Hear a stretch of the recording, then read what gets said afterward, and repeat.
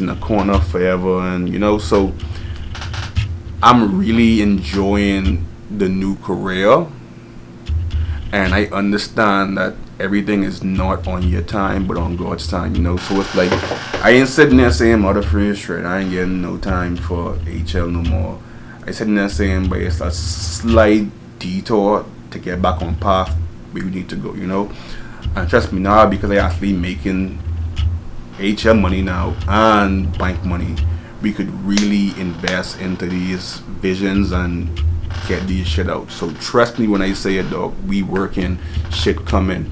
Stay tuned, it live. But yeah. So I'm biking right now, and it isn't a bad experience, like I was saying earlier. But for me personally, I do feel bothered at times where I'm like, yo, should I have, stayed with the job? Stay with the entrepreneurship full time, But like I said, it's certain things you just can't do without resources, all right? And that was my main thought, So at times, like during the day, like I blank out thinking like about HL, and I realize, oh shit, people in front of me. I gotta type this now, But I enjoy it because I get to now add another notch under my belt in terms of my career. Outside of finance, now I got banking now, so like I could really be around the money. So a funny part of this whole thing is like I've been shadowing and working with the 60 plus line the past 2.5 weeks. All right, 2 weeks, whatever it is. 60 plus. All right. Without sounding vain or anything, right? I am now to the point where I'm comfortable with who I am, and I'm getting more comfortable to the point where I smile more often. Like I smile and I let my teeth, these pearly whites, be seen, And like working with customer service, like in a bank, you have to smile, right? Smiling at 60 plus clients isn't the best experience, because dog, let me tell you for a fact, I've been getting hit on strong by these old women for the past 2.5 weeks. So I've been getting hit on, and it's like you sitting there like I can't really be rude to this woman, but she's being very aggressive and forward. Like this one woman coming in, he was like, oh, look at you, we got some eye candy inside the branch now, this and that. She like, look at my bed and trying, like, she wouldn't try put her hand over the counter to touch my bed and so on. Like, oh, it's so full, this and that in your face, looks so good, this and that, and they like, and to the point where I'm like, dog, I have to smile and be nice because this is my job, I'm entitled to. But at the same time, it's like, yo, I ain't really giving you this impression that I really intrigued. And being women aggressive. They go after what they want, So the first week, it was like, dog, I can't do this. Because, like, eventually someone could, like, really step over the line. I'd be like, Mom, it ain't like that. I'm just a blanker. You're my client, whatever. This week, however, I sat there and I was like, you know what? This is how younger women feel when they are hit on by older men with money.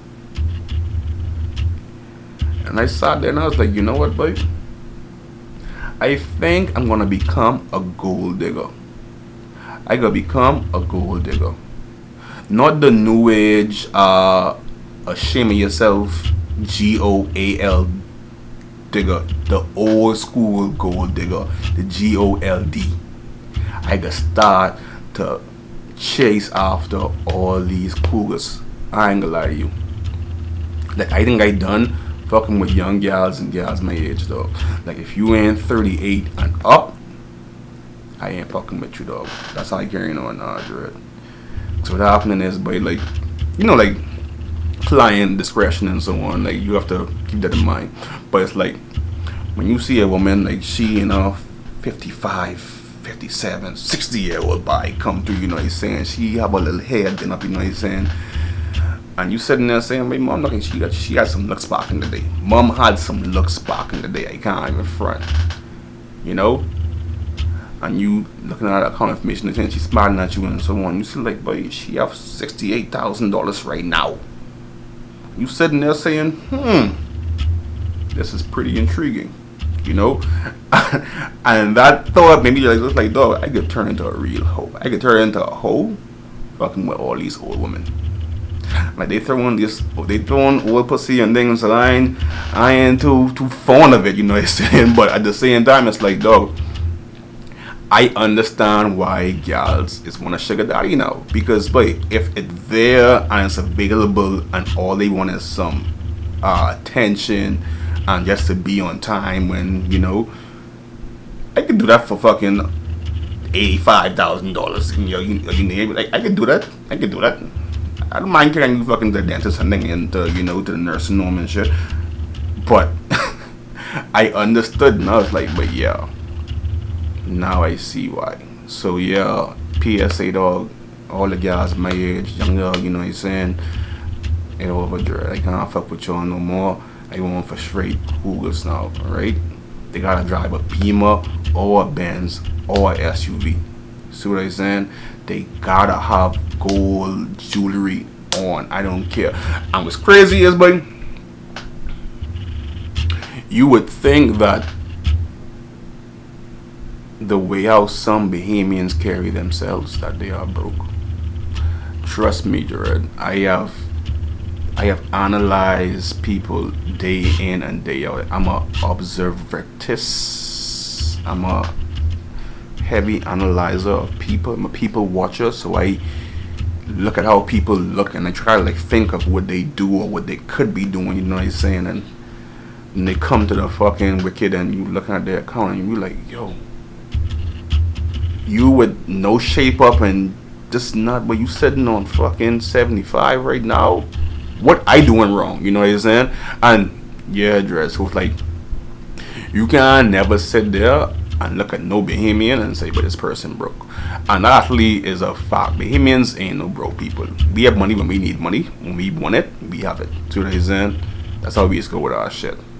But yeah, you never know who really sitting on it. So I say it to say, but be aware, be mindful, be courteous of the people that you meet, because you never know, you might get blessed. You just might get blessed on some air. So woman comes out, like, she comes out, I think on Monday or Tuesday, with a black shirt on. It's a regular black, it's a regular black shirt and a long fucking skirt on and some sandals. Like, she looked like she didn't got nothing in the bank, girl. Like, nothing at all. And when I say like she, you know, came to like get her balance, you know what I'm saying, check and so on, and you open the account, $283,000. And you sitting there like, yo, people in this bank look way more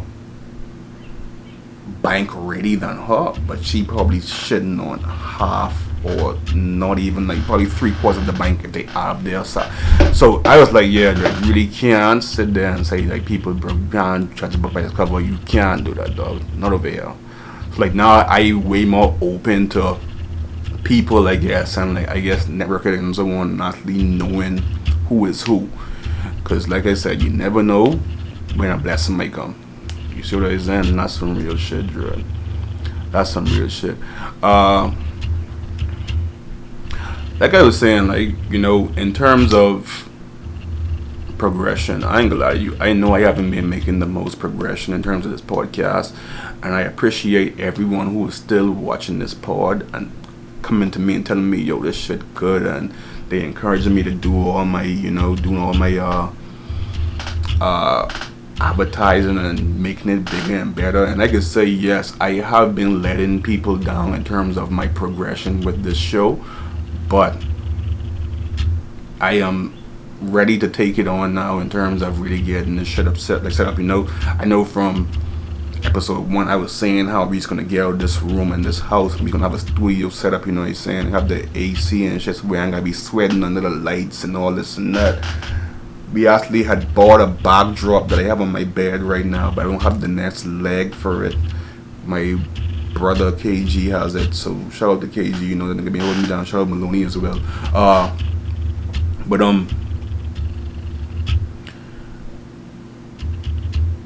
the overall progression of the pod, like I said, it's been at a very slow pace, but because every time I post, there's always someone who actually like listens and they watch, and they, you know, they come and they tell me, yo, this that it's good. Like it makes me want to give back to y'all in a more professional way, you know, and actually do try find a live setup where we can actually, you know, really, you know, do this shit.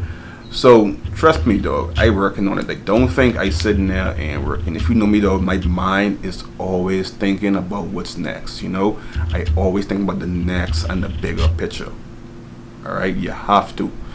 And with that said, I was kind of like motivated by Joe Budden's podcast, getting the bag for Spotify. Shout out to Joe Budden, shout out Ma, Rory, all them niggas, you know what I'm saying? I don't know them niggas either. But I've been listening for the past 2.5 years, and trust me, if you listen to somebody for 2 years alone every week for 2 or 3 hours, you know that person, you know them, you know? And anyway, that inspired me because it was like, yo, if you commit to what you're doing, eventually it will sell off, you know? But they mentioned something in their pod